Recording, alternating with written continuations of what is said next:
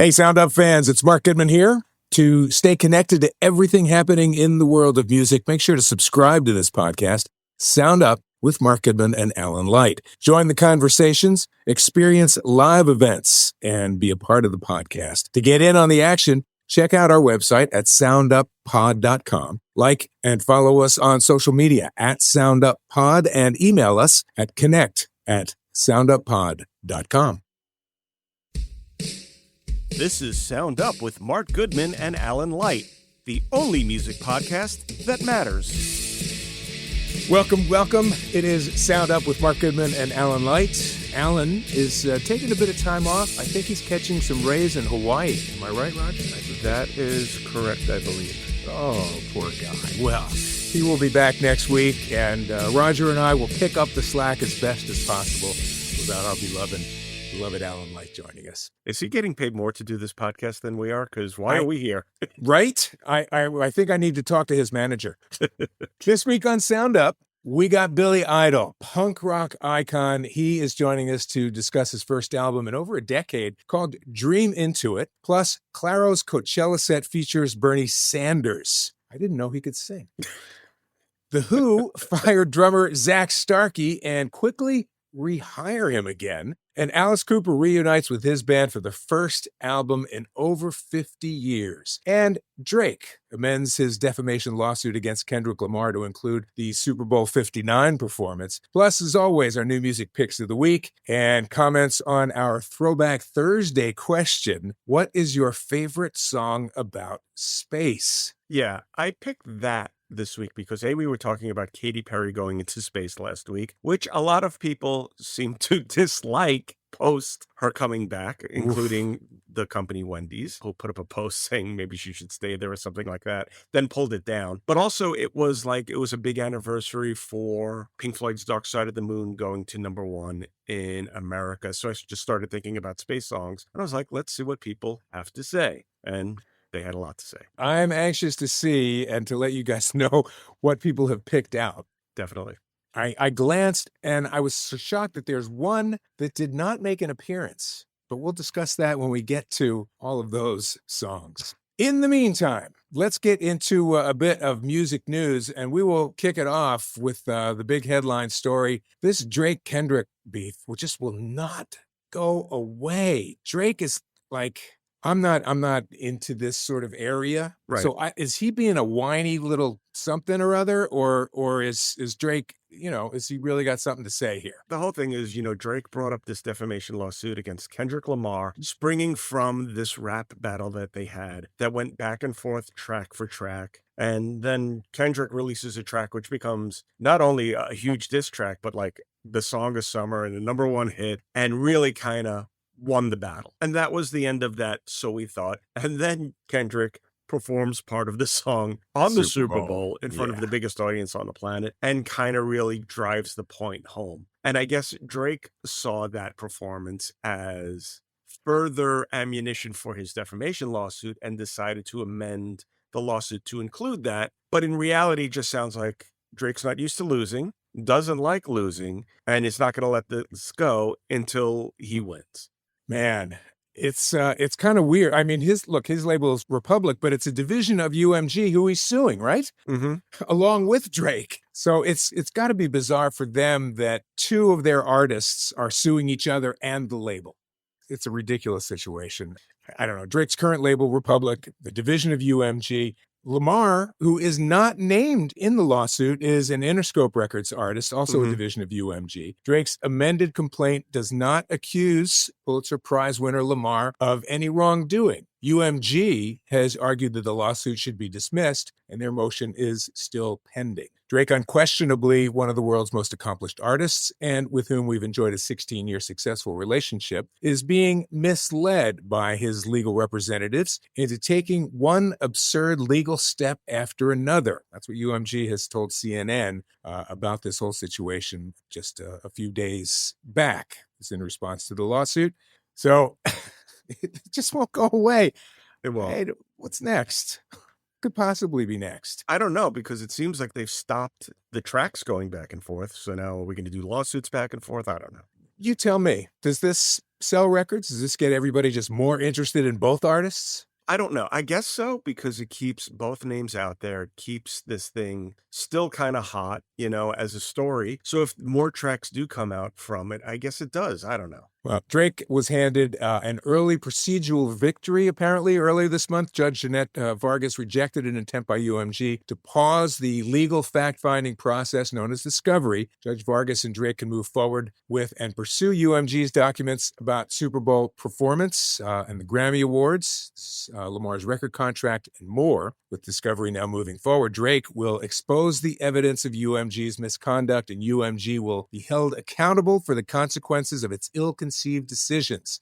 This is from Drake's lawyer. Regarding the recent ruling, UMG said Drake will personally be subject to discovery as well. As the old saying goes, be careful what you wish for.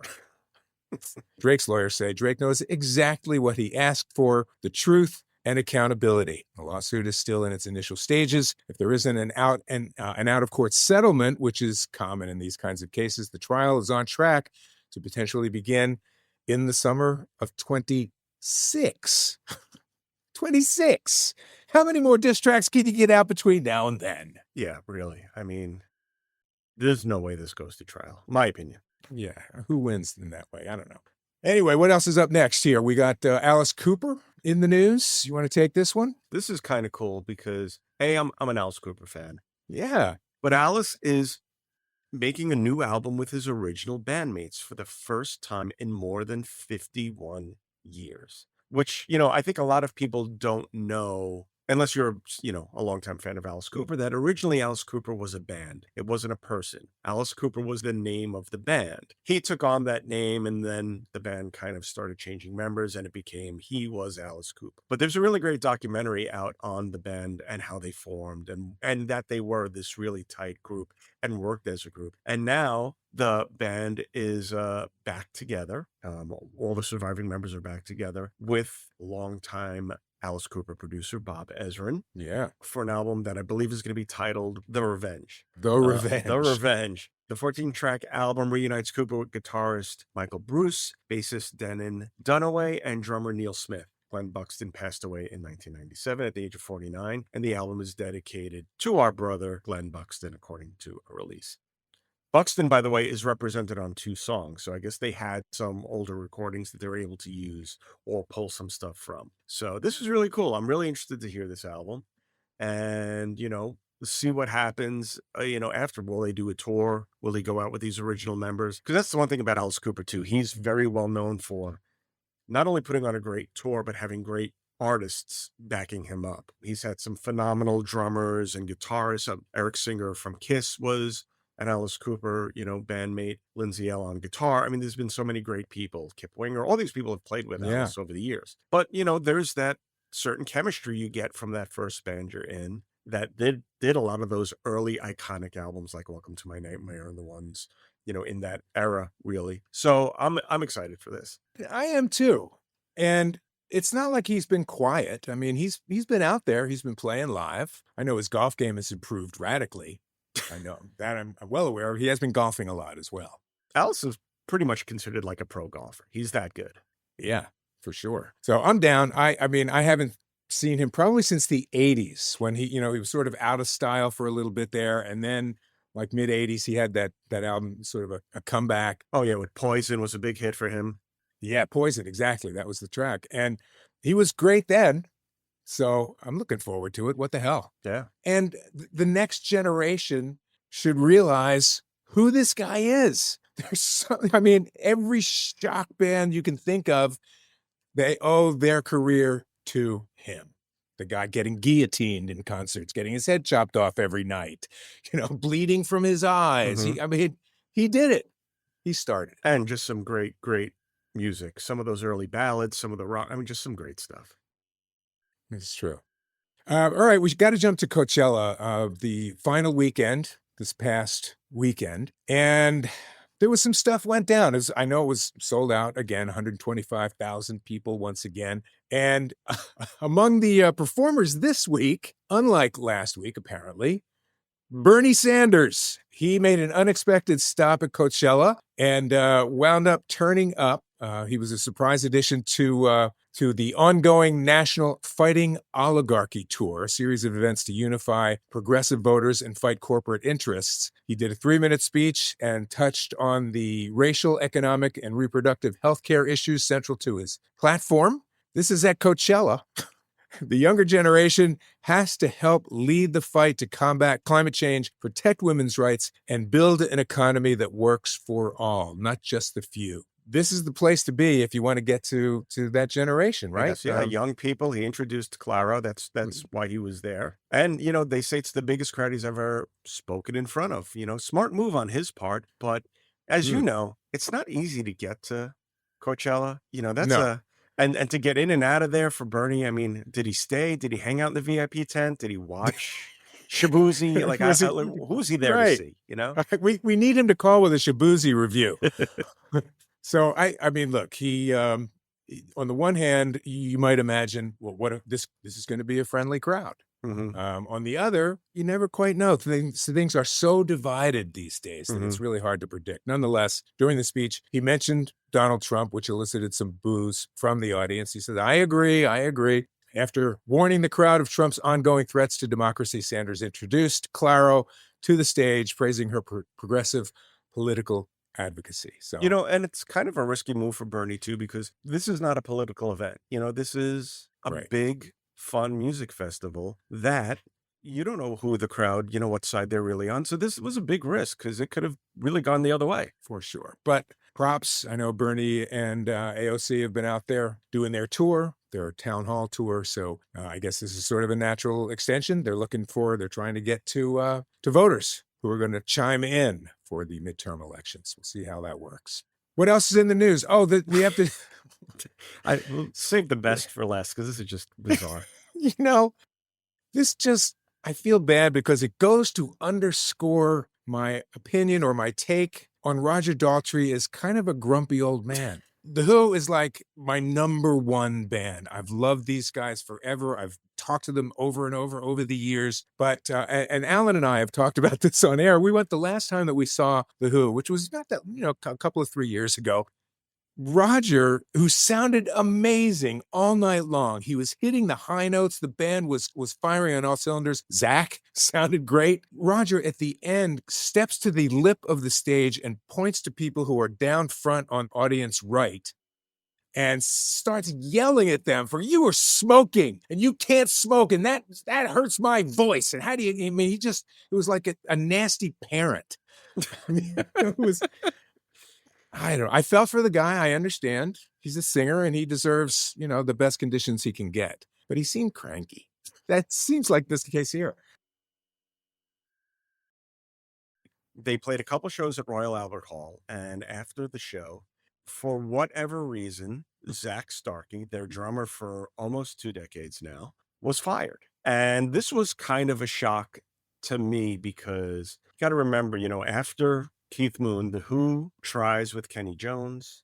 It doesn't really sound like The Who anymore. And then they kind of break up, regroup again with Simon Phillips on drums. Again, a little better, but still not exactly The Who. And then they find Zak Starkey, who for the first time makes this band sound like a band again. Had the right style, had the right way of playing, pushed the band, I think, more so. And nothing shows it more than if you go watch the concert for New York City, which is just a blistering performance by The Who with Zak on drums. So, to find out that they fired him was really shocking. And before I could even find out why they fired him, they rehired him.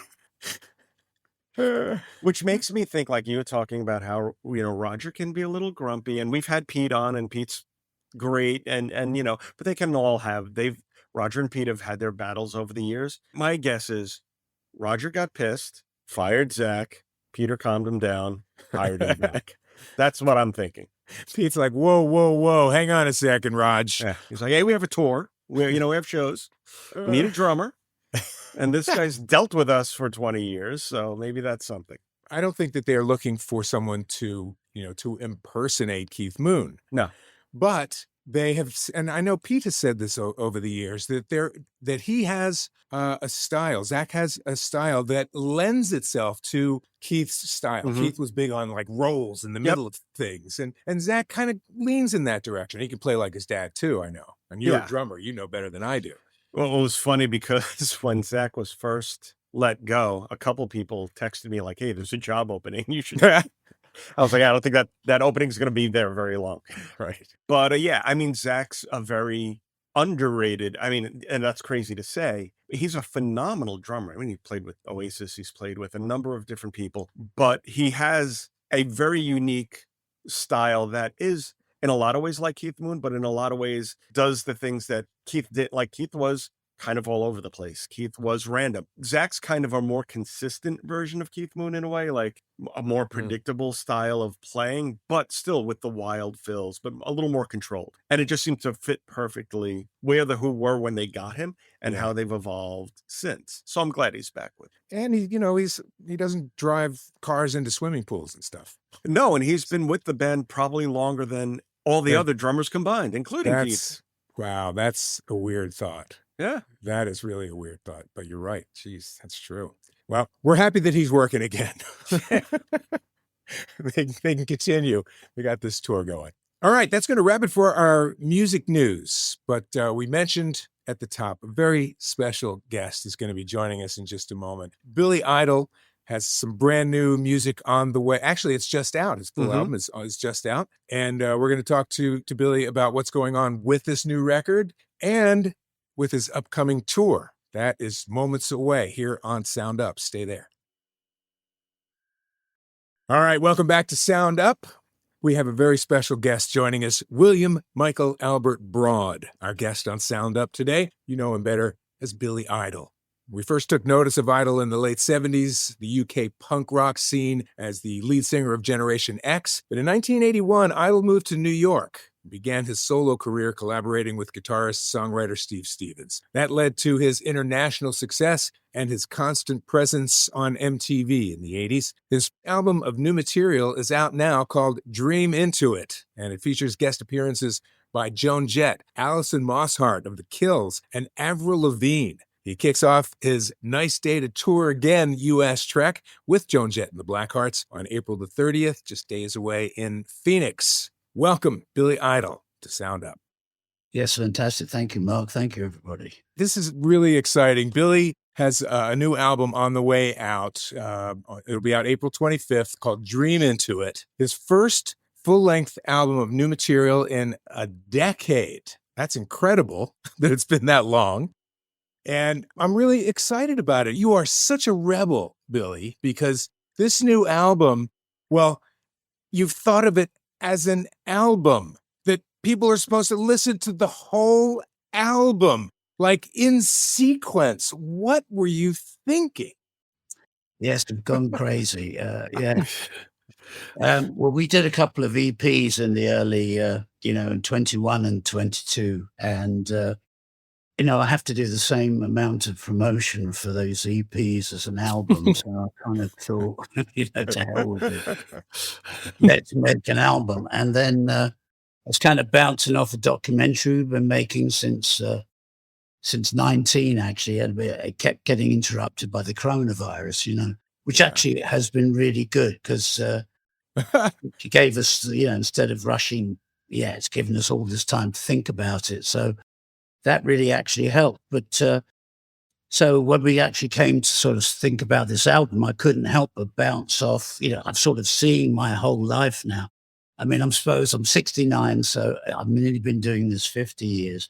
So I can really look back now over my life, much more so than when I wrote my book 10 years ago or so. I can really look back over my life and sort of quantify a bit more. So I couldn't help but sort of, every time we sort of came to write a song, I just couldn't help but think about, what we were doing in the documentary, and then sort of thinking about, my past, my present, and my future, and put that into the record. So was that a target? Was that intentional? I'm going to go write a song that, looks back across and through my career and through my life. Was that what you set out to do, or was that just what you found was coming out? Yeah, it's kind of a combination. Yeah, we kind of did set out to make an album, but we didn't really know that I was going to bounce so off the documentary that they would actually end up almost telling the story of my sort of musical and personal life. So some of it is a little bit about the past, but some of it is about today. You know, as it gets nearer the end of the album, that's more about today. As you get to People I Love, Give Me the Weight, I'm Your Hero, that starts to be very much about today. So, it's just the album actually, kind of, the beginning, the dream into it kind of gives you a kind of overall view of my life really in one song. And then 77 is kind of a reflection. Let's pause for a half a second here, Billy. My thought was, well, we could run through every single song on the record because, as you say, it's sort of like an outline of Billy Idol's life. But let's pause for just a moment and talk about 77 because one of the special guests is on there. Yes, we do. I did a duet with Avril Lavigne on it. She's not a kid anymore, but still, how did you guys wind up working together? It's kind of wild. And by the way, I'll just say up front, this is a really strong record for you, Billy. I know, look, I feel like I'm blowing smoke, but I'm not. It's a really, really cool record. It's because it's so personal and because of these other people that you've pulled in to work with Avril. How did that happen? What was that about? We got to talk about the other guests too. Yeah, I mean, we were just looking for other people we could collaborate with that would bring a sort of dimension to the song, like a female element to the song, because 77 in particular is about a relationship. It's about, a girlfriend I knew back in the day, but it's also about today. It's about, we still all dress in black and at night we're like two vampires. But then I sort of bounced back in the second verse of my sort of verse. That is a little bit of a reflection of the sort of, it seems to me today in America isn't so different from what it was like in the 70s in Britain, because in Britain in the 70s, people were incredibly polarized. It just, the government didn't matter which government, Labour or Conservative government was in power. The unions were fighting each government. People were just up in arms about everything. And it got reflected into the youth culture where it ended up the punk rockers who we were very sort of into accepting the new Britain, which had a lot of people had come into Britain at the end of the Second World War. And by the late 60s, they'd had children and stuff, but there was a lot of white people were very against a lot of the sort of colored people that had come into the diversity that had come into Britain. They're very against that. Well, we could see in punk, you just couldn't turn that back. And we were all about the oddballs in society anyway. So we were very inclusive about what was going on. But you had other sort of youth groups, like the skinheads were like white supremacists. They were actively going around attacking the immigrants. And then the police themselves, the authorities, were going around using a suspicion law they had where they could just sort of arrest you for anything or stop you in the street. And they were using that to go after immigrants. And we were sort of watching all of this. And punk was all about talking about that. So you have the line in that song, fight back like it's 77. And that's kind of, today we've still got to fight for what we believe in, rather like we did back then. So it's about today, but it's also reflecting back on the past. And it was great having Avril in the song because it is a song about a sort of a relationship I was having at the time. And in fact, we come in through Charing Cross Station once on a Saturday. That's when the skinheads and Teddy Boys used to meet the punks on the King's Road and have a full-on fight, Oh, was that like in the calendar? What do you mean? Every weekend. Scheduled, yeah. We just happened to be coming through, me and a couple of mates and my girlfriend were coming through Charing Cross Station and through the subway, and then over the turnstiles came about 20 Teds. Just they're going to kick the shit out of us. My girlfriend stayed back and she ended up fighting the Teddy girl and beating the Teddy girl up. This isn't Perry, is it? Is this Perry Lister? It was actually another girl. It was Wendy May. She looked fantastic in a bin liner. She was a great looking girl who could make a bin liner look super sexy. So Tells you what she was like.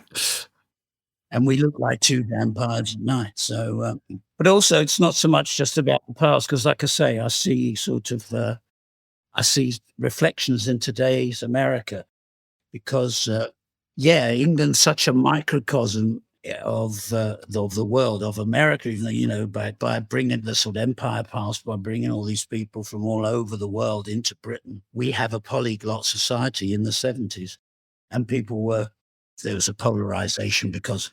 Yeah. Mark sort of alluded to, there's Avril is on here, but there's Joan Jett is on the album, and Alison from the Kills is on here. I assume it's not an accident that these are all female voices and collaborators, guests on here. Why was it important to this project that you had that many women come in and be a part of it? Well, not only are they incredible artists, they just added a dimension to the songs that I couldn't do. They added a dimension. Another male singer might not have added the same kind of dimension. So it was fantastic to get that kind of vibe going on, especially on something like Wild Side, where you are talking about, a relationship going wrong, and maybe we both, male and female, at times it's hard to tame that side of you.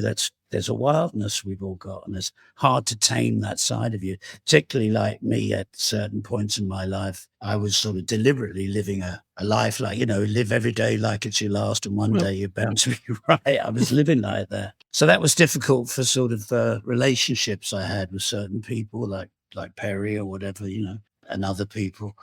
So I just thought, it was another aspect of my life I thought I should sing about. And then even with the next song on the album, People I Love, just even being saying to my parents, I'm leaving university and I'm joining a punk rock group. I mean, they didn't even know what a punk rock group was. If I'd said rock and roll group, they might, but a punk rock group, they didn't have a clue. And I could just see their faces just going to pieces, like in front of me, like, what's he talking about? He's giving up a future to go off and do something crazy.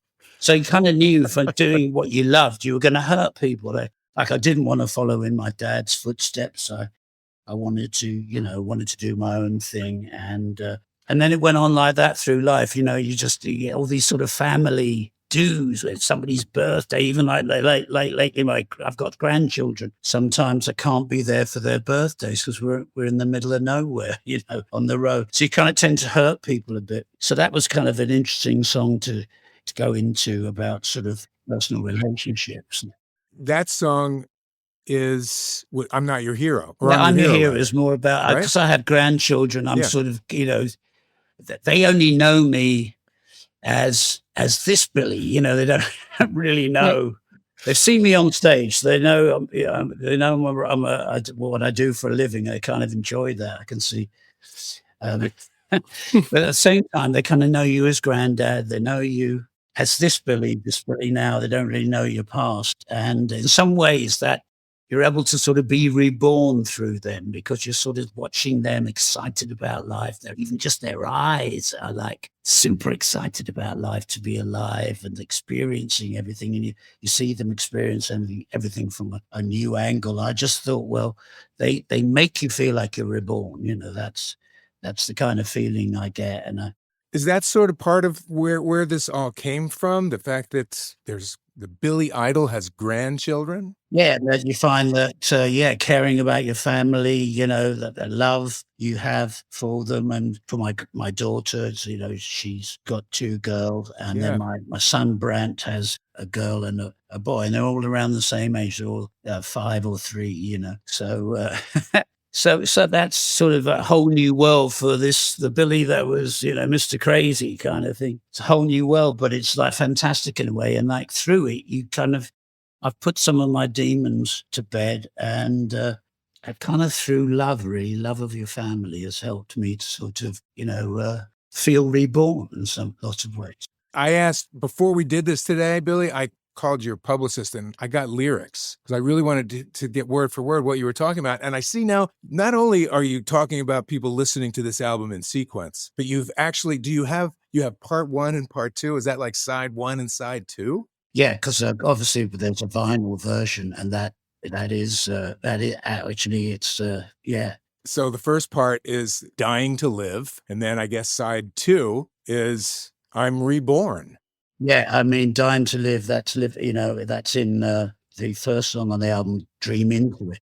Normally when you make an album, you sort of put like a killer single to kick off the first song, and then the second song is like the second single or the biggest song on the album.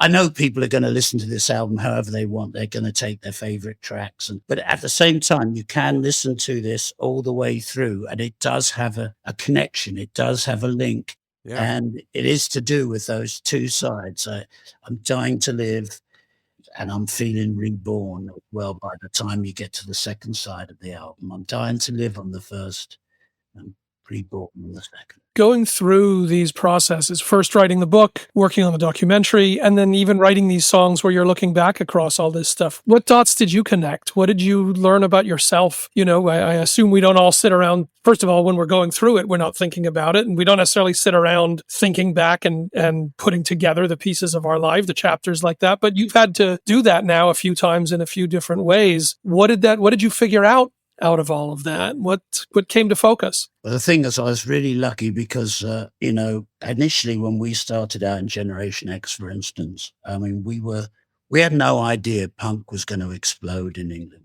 We were just following what was happening at Max's Kansas City, or then CBGB's in America, or the Velvet Underground, or David Bowie in England. But we were just fans, really, of this music revolution that had been occurring our whole lives, the rock and roll revolution kind of thing. But then, it got to where we were in our own groups, and what we were thinking about was this scene is so tiny, because in England there was only a few other people in London, let alone across England. Maybe Manchester has a few other people. There's just a few other people into it. So you just knew it's this tiny scene. And it was only when the Pistols went on a TV show and swore, because they had Anarchy in the UK out, a single, which no one thought was going to do anything except for us. We thought it was incredible, but you just couldn't imagine other people getting into it. Well, they swore on this TV program, and a truck driver put his foot through, a brick through,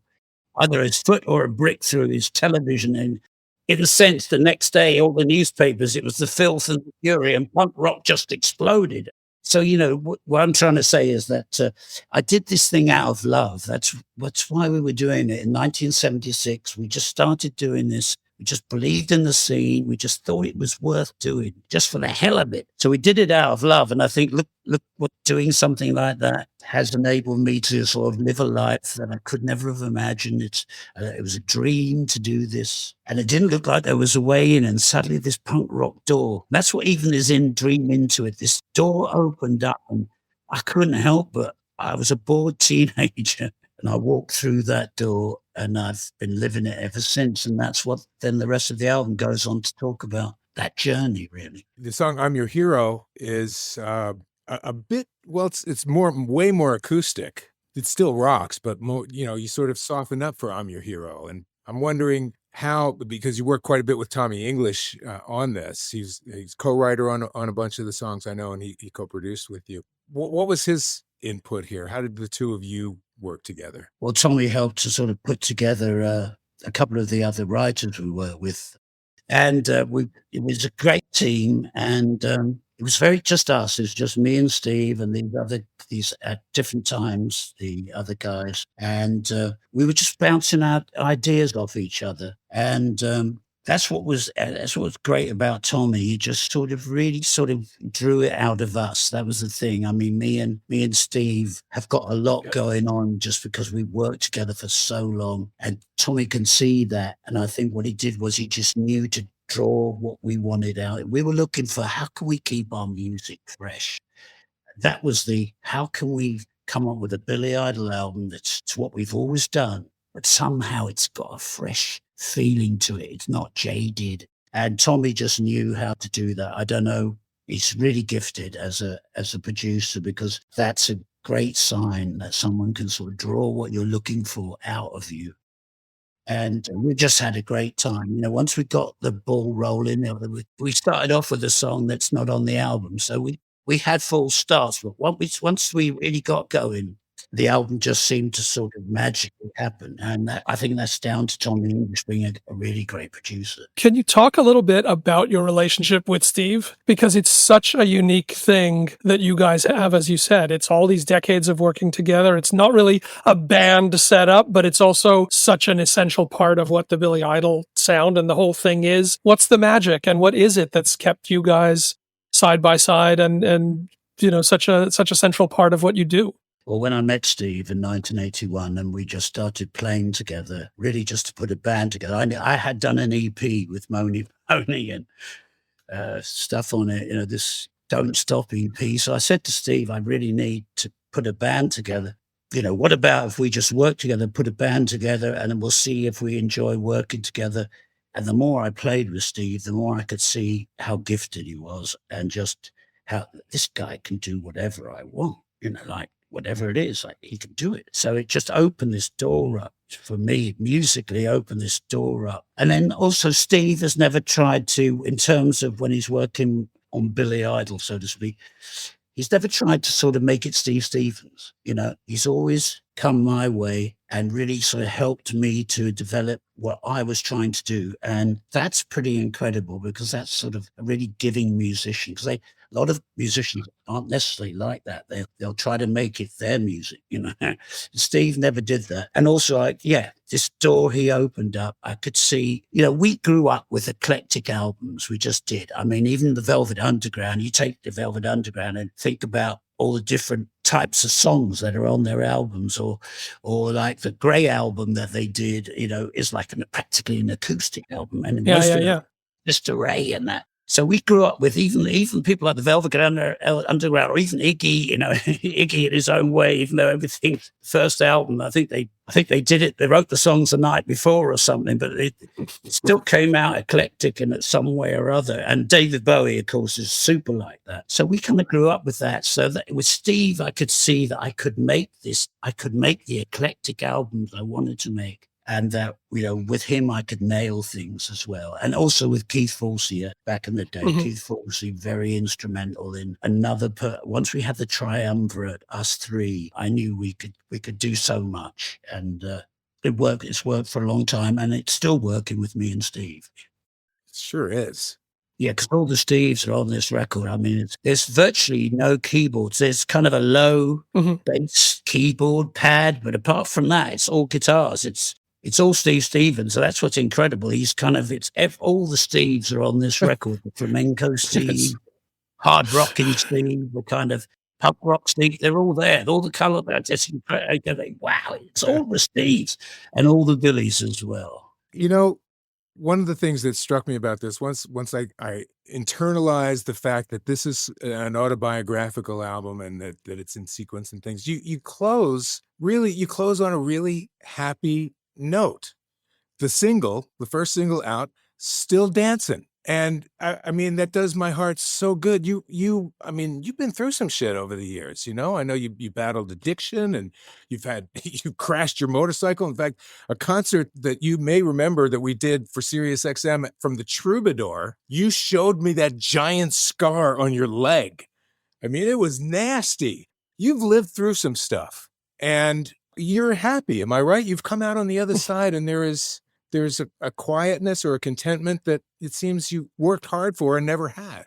Yeah, I hope so. I mean, Still Dancing is kind of almost doing what Dream Into is doing, but as a rock song, total rock song. Kind of talking a little bit about the sort of punk rock era when I used to walk around London with a plastic bag with, a T-shirt in it because we were squatting in places and probably, with toothbrush and all that. And my lyrics with some cassettes or something, you walk around. And then I came to America and I went a bit crazy and I would smash hotels and, hurt myself at times. But I always stayed a believer. And I think that's what the album is about. It's me as a believer. I believe in the music. I believe in this scene. I believed in rock and roll. I just believed in it to the nth degree. And then to have been able to live this life where you get to do what you love. I mean, who gets to do what they love? Most people don't. I'd say related to all of that is the other big news is you just got this nomination for the Rock and Roll Hall of Fame. For an old punk rocker, fuck how's the that establishment. What's it mean to get this particular honor? Is it meaningful to you? I know you last year participated in the Aussie segment. How are you feeling about that? And does that tie into everything else that's going on here? Well, that was a lot of fun last year, the Aussie induction, his solo induction, and it was a fantastic night. I mean, I know a lot of people say a lot of crap about the Rock and Roll Hall of Fame, but that was a fantastic night. I saw so many people that I know and love, and then met so many people that I didn't know. I met Dua Lipa and people like that and hung out and stuff, and it was just a fantastic night. And then the thought of sort of being in something where Little Richard and Chuck Berry and Eddie Cochran and Buddy Holly and these people that to us were like, that's all there was before we were born, sort of thing. Or as I was being born, those guys were treading the way for us. And the idea that you could be in something with people like that who created this music that we've gone on playing, it's kind of wild. And Steve Stevens is going to be inducted with me if we make it in. So I think that's fantastic because I think Steve deserves it more than me in lots of ways. He really can. I kind of couldn't believe that you weren't in yet. I know this is the first time you've been on the ballot, and I'm hoping you go in on the first one. I'll say I voted for you. Cheers, mate. Yeah, it would be fantastic. And but if we don't, there'll be other times. And although this will be a killer year because with this album and everything, it'd just be a killer. What a killer way to end the year. Yeah. Is the doc going to come out this year? Yeah, we're still working on. It's going to premiere at the Tribeca Film Festival. Oh, so great! It'll So probably summertime. be out at some point after that. That's in June June. I think it's going to. Really exciting. Really exciting. All right, so Mark, you want to do these lightning? We got these lightning round questions. We got 3. Yeah, we just do like fast questions, quick answers, off the top of your head kinds of things. So we'll start with, what was your first instrument? I actually started out trying to play the drums at 7 years old because my Irish granddad, he played the drums. So he bought me a Ringo Starr snare drum, And but then when I was about 10 years old, I started to teach myself the guitar. So, it was really then that I realized you've got to be able to write your own songs. So, Wow, realized I that just early. wanted something I could sing along to. So I started to teach myself the guitar at 10 years old. All right, second question. Which song do you never get tired of playing? Rebel Yell never gets old. I don't know what it is. It just doesn't get old. It's always exciting. It's always killer. And how the hell would we end a Billy Idol show if we didn't have? Without it. You got some other choices, but... Well, yeah, one or two. All right, finally, who is your musical hero? Well, I love John Lennon. I mean, I always did. Always loved the way he sang. And he was always someone I looked to, and still do, even though, of course, his life got cut off and everything. But there's so many things about John Lennon I think about even today, just the way he sang was incredible, let alone the songwriting ability. And he really cared. That's the thing. I think he really cared. He had a tough upbringing, but he tried to overcome that. And I think, that's kind of fantastic. Yeah. Amazing. Billy Idol, Dream Into It is the new album. April 25th, it's out. And by the way, kudos on your tour promo. Nice day to tour again, world tour, kicking off April 30th in Phoenix. I'm looking forward to it. And Billy, thank you so much for spending Billy. some time with us. Well, thank you, Mark. Thank you, Alan. Thank you, everybody.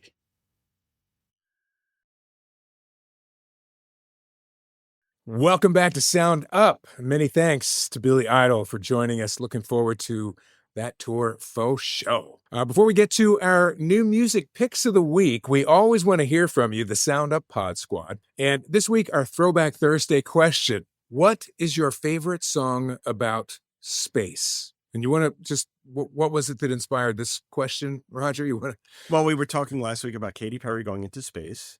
And then I noticed, I think it was last Thursday, but this month is a big anniversary for Pink Floyd's Dark Side of the Moon going to #1 in the US. I think it was like 51 years ago or something like that. So I started thinking about space and space songs. And I'm like, well, good time to throw that question up. But you mentioned before that there's a song missing that you, when going through a lot of the Sound Up Pod Squad responses, that you didn't see. When you ask that question, now maybe it's, I hate to say this, but maybe it's like a generational thing. What's the first song that comes to mind when you talk about a song about space? Hold that thought. Okay. We'll see if we had the same, because we're not exactly the same generation, but close enough for rock and roll as far as I'm concerned. Right. We'll see. Okay. So that was the question. What is your favorite song about space? And Karen chimed in. This is a great one too. Planet Claire from the B-52s. Why not? We can go back and forth on these. Dina says, A Fun Bunch of Guys by Sparks. I don't know that song. Yeah, I don't know it either. And I assume A Fun Bunch of Guys are aliens, I would think. That's kind of where I was going. Right. Mike G says Montrose, Space Station number 5. Now, I remember that song, but only because you mentioned it. I could not have been asked to pull that song out for the life of me. Yeah, you wouldn't have listed that as a space song. There's no way. Right. No way. Our friend Mary O'Neill Blankenship, Dreamweaver, Gary Wright, first to mind. Not bad. Although I didn't think of that as a space song as much as a spacey song. Right. You know? And Walking on the Moon. Great song from the Police. Janine says Planet Earth by Duran Duran, or their lesser known song Astronaut. Oh, going deep. Going deep in the, the Duranis do that. We like that. They always do that. Evan Brenner, Countdown by Rush. And I'm sure there's more than one Rush song you could probably throw on the list. Holy cow. And go Jim Davison, going way back. Billy Preston, Out of Space. Good. But so you asked the question. Right. Roger, what was first to mind for you? Well, Space Oddity is always first to mind. Right. And one person mentioned it only, which was odd. I mean, there's a lot of space songs now. When I was talking to my wife about this, she immediately brought up Styx, Come Sail Away. Mm-hmm. That's a really great one. People don't realize that's a space song. And that's what she said. Yeah. Spaceman by the Killers is a favorite of mine. Mm-hmm. But there's so many. I mean, Ace Frehley's got albums of space songs. You could just go, But what was some of yours? That was the first one. Yeah. Space Oddity was the first one that I came up with. And second would probably be Starman. Right. I know when you think about songs about space, you kind of go to Bowie. I mean, I do in any case. And that was the one. I didn't have to go beyond that. I mean, I'll go a little deeper only because for some reason, a couple of weekends ago, and I don't know if I had a phone conversation with an old friend or something, but I literally pulled out a Deep Purple record I hadn't played in like 40 years. Space Truckin', baby. Come Definitely. on. Great song. So and it was on that album that you pulled out. Yeah. And which one was it? I forget now. But I literally was like, I had a conversation with someone about 5 years ago. I did this really fun gig in Montreux, Switzerland at the Jazz Festival, where I got to talk to a lot of people who were involved in drumming and in rhythm. And Ian Pace of Deep Purple was one of the guys that I got to talk to. The only original member still left in the band. Right. And I got to talk to him, and the friend of mine who joined me at that event reminded me of that conversation, and I started thinking about Deep Purple again. So those would be my two first to mind for sure. And did you pull the vinyl when you checked it out? Yeah, I certainly don't have that on anything else but vinyl. All right, I'm just checking. I know you're a vinyl guy, and it wasn't. There was a couple of cigarette burns on the jacket. Because that's what I was into back then. I was going to say, it's an original press. It's an original. That's what I paid money for that. This is not while I was, in the business and getting comps. Right. I paid money for that. But a great one too, a really great one. And we hope that you chime in. We love picking a question of the week. We love hearing from you guys, especially because you oftentimes jog our memories. Jim Davison, well done. Billy Preston, So let's do our new music picks of the week. I had some weird ones. I had a tad extra time this weekend, so I usually sort of jump on Bandcamp. I do a little Spotify, but I was stretching out a bit more. And first one up is an artist named Adrian Lyles. And he has a new song out called Concrete Boy. The guy is a relatively new artist. His career started at 3, piano lessons at 3 years old, and he continued playing through high school. He played at the Performing Arts in and around Dallas. In 2022, Adrian starred as Jet on season 3 and 4 of Disney's High School Musical, the series. He contributed several fan favorite recordings to this show, to their soundtrack, and he had over a decade of experience playing live and songwriting, and he is ready to wear his heart on his sleeve, it says. His forthcoming debut album, Concrete Boy. The song is about the concept of growing up and trying to remember where you came from. It's 2 minutes, a bolt of energy about roots and trying not to lose yourself. So Adrian Lyles, Concrete Boy, that's the first one. Michael Marcagi is the next one, another American singer-songwriter from Alan Light's hometown of Cincinnati. Michael is raised in the suburbs of Cincinnati. He went to Anderson High. I don't know if Alan remembers that one. But he graduated in 2014. He went to Thomas More, and he was a golf pro in college. He played collegiate golf. Prior to the solo career, he was in a band called the Heavy Hours. And he released his solo debut single, The Other Side, in December of 23. Then in January, he announced that he had signed to Warner, released his second single called Scared to Start. And then he, like so many artists hope for, grew in popularity on TikTok. Scared to Start marked his first entry on the Hot 100. Both singles included on the debut EP called American Romance. That was out in February of last year. He's released 5 singles so far this year, and the latest is Wish I'd Never Met You with Wesley Schultz from the Lumineers. A duet on that one, and I believe it's a co-write as well. Finally, and this one blew my mind. I love all of these, really. Role Model is the name of the artist. He's an American. He's a singer-songwriter, a former rapper. He self-released his debut EP called Arizona in the Summer in 2017. He got a bit of a following online, signed to Interscope, great place for a rap artist, in 2018. And he put out 2 EPs, Oh How Perfect in 2019 and Our Little Angel in 2020 through Interscope and Polydor. His debut studio album, RX, released in 2022. His second album, Kansas Anymore, released in 2024. And the new single is off Kansas Anymore, The Longest Goodbye, a reissue. And it is a really fun pop tune. Sally, When the Wine Runs Out. That is the name of the Role Model tune.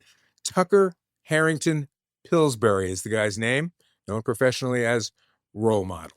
Sally, When the Wine Runs Out. I got to check that out. It's fun, really fun. So I went on a deep dive looking for something hard and heavy this week. I was in the mood, and I might have to start checking Bandcamp more because my usual places are Spotify and Apple, and it was really hard to find stuff. And I will say this, I've said this before, I'm going to say it one last time, and then I'll never say it again. For female artists right now making new music, with the exception of Billie Eilish, please stop whispering. Sing. For the love of God, everyone's doing it now, and it's just ridiculous. And I keep having to turning up the knob in my car so I can hear what's going on. Stop it. Sing so I can hear you.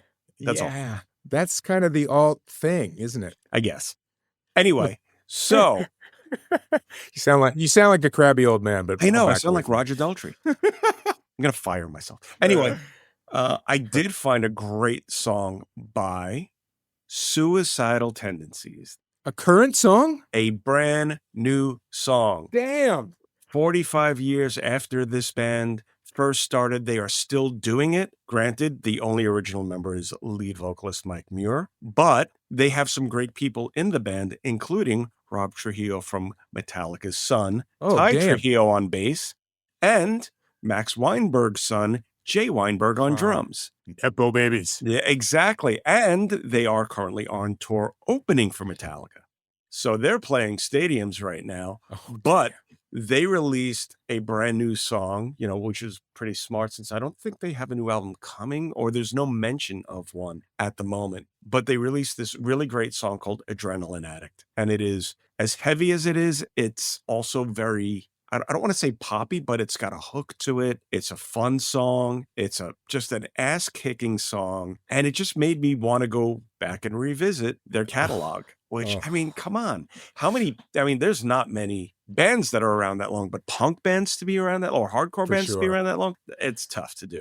So kudos to them for still doing it, still flying the flag, and still being on the road doing it live. So great. That is stuff. Awesome. Yeah. Check it out. As soon as we're done here. Oh my God, I'm so excited. And there's a female vocalist adding to the song who they don't mention, so I couldn't tell you who it was. She's not listed anywhere, but it's a great song. Can't wait. All right. So you got your homework cut out for you. Lots of great new music to listen to. To hear all of the music that we talk about, simply search our Sound Up soundtrack playlist on Spotify. And don't forget, while you're searching, the exclamation point is important. If you can't handle that, just go to sounduppod.com and click on the link that'll take you right to our playlist. And that will wrap up this edition of Sound Up. Check us out on socials for exclusive content and more, all at Sound Up Pod. And give us a 5-star review, like our Facebook page, and make sure to check us out on Instagram, X, Blue Sky, TikTok, or email us at connect@sounduppod.com. Sound Up is hosted by Mark Goodman and Alan Light, produced by Roger That Media, distributed by Revolver Podcasts. Theme music by Smile from Tokyo. For more information, go to sounduppod.com.